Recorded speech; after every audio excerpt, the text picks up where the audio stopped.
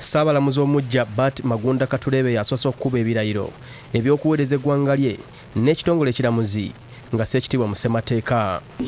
I, Bat Magunda Katulebe, swear in the name of the Almighty God that I will be faithful and bear true allegiance to the Republic of Uganda, and that I will preserve, protect and defend the Constitution. So help me God. Oluvannyuma omumyuka we Stephen Kavuma naye akubye ebirayiro mwalayiridde okukuuma ssemateeka. I, Stephen Bukedde, Kavuma, swear in the name of the Almighty God that I will be faithful and bear true allegiance to the Republic of Uganda, and that I will preserve, protect and defend the Constitution. So help me God.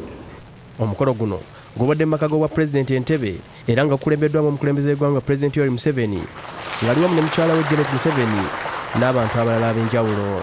Oluvannyuma Minisita abalonde nabo bakubye ebirayiro byabwe.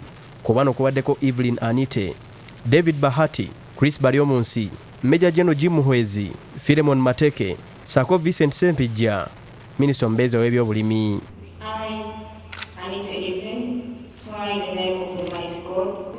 That I will be faithful and bear true allegiance to the Republic of Uganda. That I will be faithful and bear true allegiance to the Republic of Uganda. And that I will preserve, protect and defend the Constitution. So as by law established. Museveni abakuutidde okuweereza eggwanga n'obwensimbu bw'atyo n'alabula abalamuzi okufaayo ennyo mu mpeereza yaabwe. People are not sure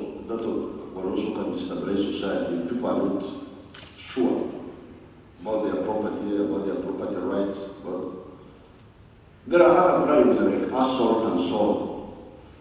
People fighting in the bars and so those are crimes, but these are very, very sensitive. We on the political side are going to do something with the issue of bail. The cabinet has already passed certain proposals which will go to the LLM caucus. The LLM caucus will also discuss it, and then we'll go to the bigger parliament. Eno Kakande yakusakidde eggulire lino ku lwa Bukedde TV.